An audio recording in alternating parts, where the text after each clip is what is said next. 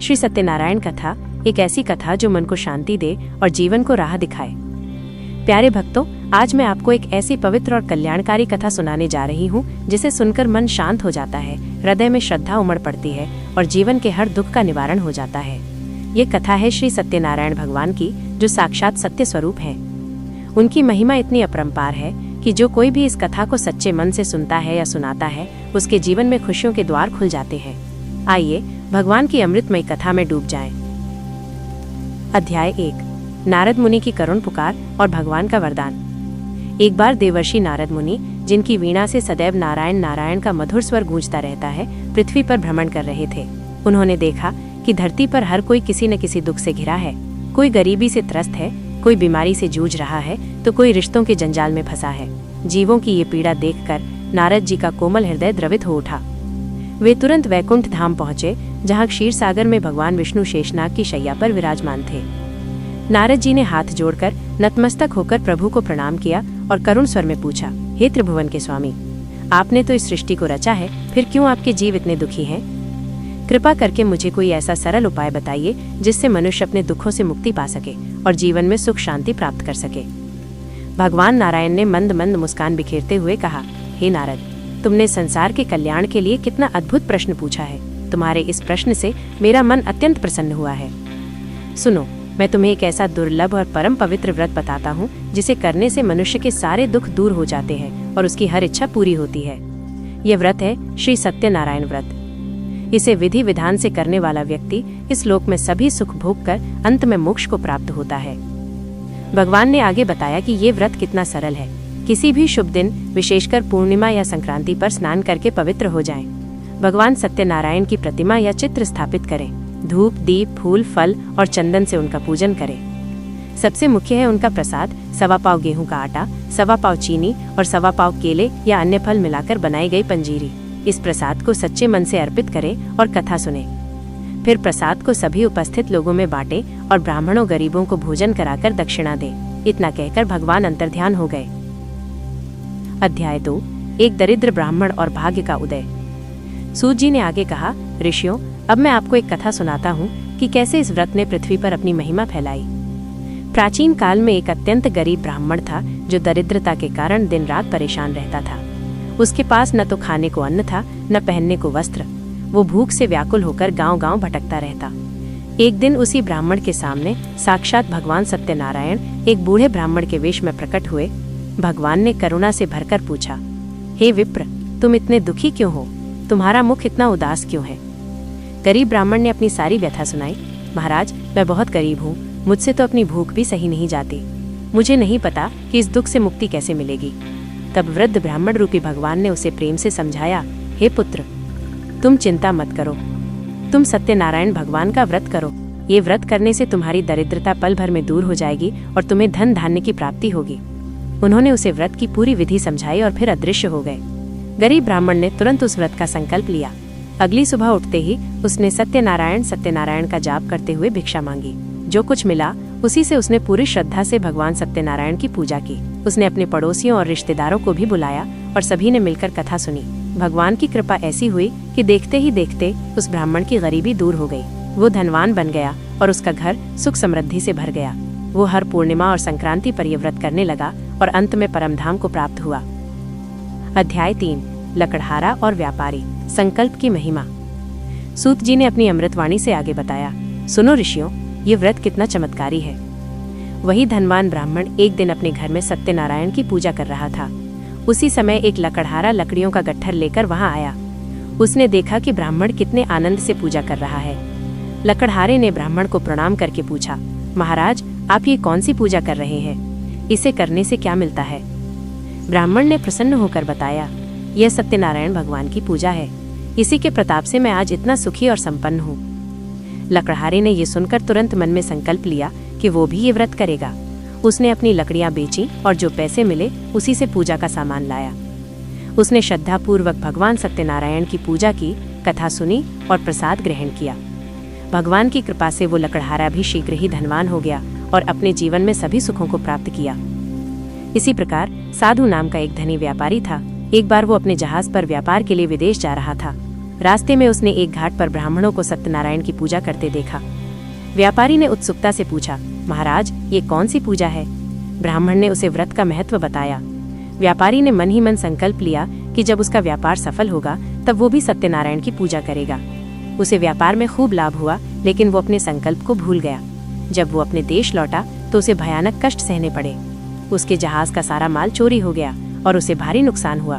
वो और उसका परिवार दुख के सागर में डूब गए। तब उसकी पत्नी लीलावती ने उसे याद दिलाया कि उसने सत्यनारायण भगवान की पूजा का संकल्प लिया था।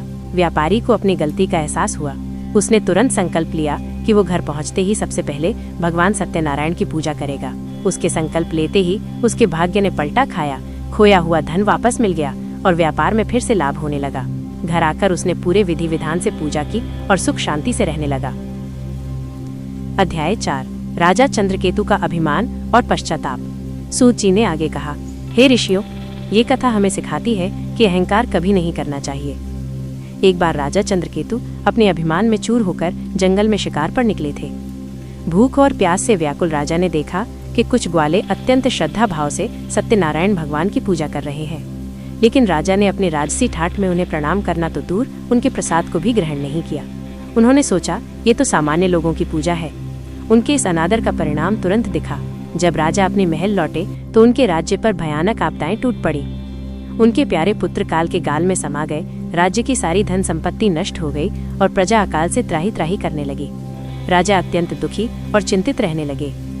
तभी एक ज्ञानी ऋषि उनके पास आए और बोले, हे राजन, आपने भगवान सत्यनारायण की पूजा का अनादर किया है, इसीलिए ये सब कष्ट आपको भोगने पड़ रहे हैं। यदि आप चाहते हैं कि आपके राज्य में फिर से सुख समृद्धि आए तो आपको तुरंत सच्ची श्रद्धा से सत्यनारायण भगवान की पूजा करनी चाहिए।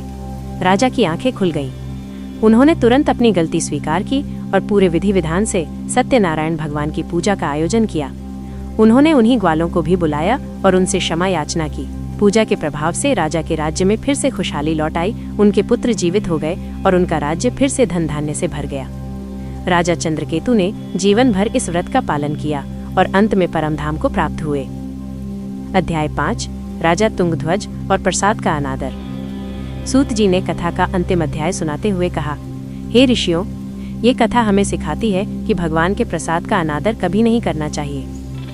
एक बार राजा तुंगध्वज अपने राज्य का भ्रमण कर रहे थे। उन्होंने देखा कि कुछ लोग श्रद्धा पूर्वक सत्यनारायण भगवान की पूजा कर रहे हैं। राजा ने फिर से अपने अभिमान में आकर उन्हें प्रणाम नहीं किया और न ही उनके द्वारा दिए गए प्रसाद को ग्रहण किया। उन्होंने सोचा, ये तो साधारण लोगों का भोजन है, इसे मैं राजा होकर क्यों खाऊं? इस अनादर के फलस्वरूप राजा को तुरंत दंड मिला। उनके सारे हाथी घोड़े मर गए। राज्य में अन्न की घोर कमी हो गई और स्वयं राजा को भी अनेक शारीरिक कष्ट होने लगे। राजा अत्यंत दुखी होकर सोचने लगे कि यह सब क्यों हो रहा है। तभी एक ज्ञानी ब्राह्मण उनके पास आए और बोले, हे राजन, आपने सत्यनारायण भगवान की पूजा और उनके प्रसाद का अनादर किया है, इसीलिए ये सब कष्ट आपको भोगने पड़ रहे हैं। यदि आप इन कष्टों से मुक्ति चाहते हैं तो आपको तुरंत श्रद्धा पूर्वक सत्यनारायण भगवान की पूजा करनी चाहिए। राजा को अपनी भूल का एहसास हुआ। उन्होंने तुरंत ही पूरे विधि विधान से सत्यनारायण भगवान की पूजा का आयोजन किया। उन्होंने सभी ब्राह्मणों, गरीबों और अपनी प्रजा को बुलाया। स्वयं राजा ने भी सच्चे मन से प्रसाद ग्रहण किया और कथा सुनी। भगवान की कृपा से राजा के सभी कष्ट दूर हो गए। उनके हाथी घोड़े वापस आ गए और राज्य में फिर से सुख समृद्धि लौट आई। राजा तुंगध्वज ने भी जीवन भर इस व्रत का पालन किया और अंत में मोक्ष प्राप्त किया। सूत जी ने अंत में कहा, हे ऋषियों, मैंने आपको श्री सत्यनारायण भगवान की ये पवित्र कथा सुनाई है। जो कोई भी मनुष्य इस कथा को श्रद्धा पूर्वक सुनता है या सुनाता है, वह सभी प्रकार के दुखों से मुक्त होकर इस लोक में सुख, संपत्ति, संतान, यश और वैभव प्राप्त करता है और मृत्यु के उपरांत वह भगवान के परम धाम वैकुंठ लोक में स्थान पाता है। यह कथा हमें सिखाती है कि जीवन में सत्य का मार्ग कभी नहीं छोड़ना चाहिए। संकल्पों का पालन करना और भगवान पर अटूट विश्वास रखना ही सबसे बड़ी शक्ति है। जो भी सच्चे हृदय से भगवान की शरण में आता है, भगवान उसकी हर पुकार सुनते हैं और उसे कभी निराश नहीं करते। श्री सत्यनारायण पूजा की सरल विधि। श्री सत्यनारायण व्रत को करने के लिए किसी विशेष तिथि का इंतजार करने की आवश्यकता नहीं है। आप इसे किसी भी शुभ दिन, विशेषकर पूर्णिमा या संक्रांति पर कर सकते हैं। इसकी विधि बहुत ही सरल और पवित्र है। 1. पवित्रता। सबसे पहले स्नान करके स्वच्छ वस्त्र पहने और मन को शांत व पवित्र करें। 2. स्थान। घर के ईशान कोण उत्तर पूर्व में एक स्वच्छ स्थान चुनें। वहां एक चौकी या पाटा स्थापित करें और उसे गंगा जल से शुद्ध करें। 3. स्थापना। चौकी पर लाल या पीले रंग का वस्त्र बिछाएं। उस पर भगवान सत्यनारायण की प्रतिमा या चित्र स्थापित करें। साथ में भगवान गणेश और अन्य देवी देवताओं की प्रतिमा या चित्र भी रखें। 4. कलश स्थापना। चौकी के पास एक कलश तांबे या पीतल का स्थापित करें। कलश में जल भरें। उसमें कुछ सिक्के, सुपारी, अक्षत, चावल और दूर्वा डालें। कलश के मुख पर आम के पत्ते रखें और उसके ऊपर एक नारियल रखें। 5. दीपक प्रज्वलित करें। चौकी पर घी का दीपक प्रज्वलित करें और धूप बत्ती जलाएं। 6. प्रसाद तैयारी। सबसे महत्वपूर्ण है भगवान का प्रसाद। यह सवा पाव लगभग 312.5 ग्राम गेहूं का आटा, सवा पाव चीनी और सवा पाव केले या मौसमी फल जैसे सेब, अंगूर आदि को मिलाकर बनाई गई पंजीरी होती है। आटे को घी में भूनकर चीनी और फलों के छोटे टुकड़ों के साथ मिलाया जाता है। आप इसमें तुलसी के पत्ते भी डाल सकते हैं क्योंकि तुलसी भगवान विष्णु को अत्यंत प्रिय है। 7. पूजन सामग्री। भगवान को अर्पित करने के लिए फूल, चंदन, रोली, कुमकुम, अक्षत, सुपारी, पान के पत्ते, पंचामृत, दूध, दही, घी, शहद, गंगाजल का मिश्रण आदि तैयार रखें। 8. संकल्प। हाथ में जल, फूल और अक्षत लेकर व्रत का संकल्प लें। बोलें कि आप भगवान सत्यनारायण का ये व्रत अपनी मनोकामना पूर्ति या सुख शांति के लिए कर रहे हैं। 9. पूजन। सबसे पहले भगवान गणेश का ध्यान करें, फिर भगवान सत्यनारायण का आवाहन करें। उन्हें आसन दें, पंचामृत से स्नान कराएं, वस्त्र अर्पित करें, चंदन लगाएं, फूल चढ़ाएं, धूप दीप दिखाएं और फिर प्रसाद अर्पित करें। 10. कथा श्रवण। अब सच्चे मन से श्री सत्यनारायण कथा का श्रवण करें। घर के सभी सदस्य और उपस्थित भक्त मिलकर कथा सुने। 11. आरती। कथा पूर्ण होने के बाद भगवान सत्यनारायण की आरती करें। 12. प्रसाद वितरण। आरती के बाद भगवान के प्रसाद को सभी उपस्थित भक्तों में बांटें। स्वयं भी प्रसाद ग्रहण करें। 13. दक्षिणा। यदि संभव हो तो ब्राह्मणों और जरूरतमंदों को भोजन कराएं और उन्हें दक्षिणा दें। इस विधि का पालन करते हुए व्रत करने से भगवान सत्यनारायण की असीम कृपा प्राप्त होती है और सभी मनोरथ पूर्ण होते हैं। आशा है कि ये पवित्र कथा आपको बहुत अच्छी लगी होगी और आपके मन को शांति प्रदान करेगी। अगर आपको ये कथा अच्छी लगी हो तो कृपया अपने विचार नीचे कमेंट्स में जरूर लिखें और ऐसे ही और भी प्रेरणादायक कथाएं सुनने के लिए हमारे चैनल को सब्सक्राइब करना न भूलें। वीडियो पूरा देखने के लिए धन्यवाद। मुझे आशा है कि आपको ये वीडियो अच्छी लगी होगी। यदि आप और भी ऐसी वीडियो देखना चाहते हैं तो हमारा चैनल सब्सक्राइब कर लें ताकि हमारी ये वीडियो हर दिन आप तक पहुंच सके और वीडियो को लाइक और शेयर करना न भूलें। मिलते हैं अगली वीडियो में, तब तक के लिए आप अपना ख्याल रखें। धन्यवाद।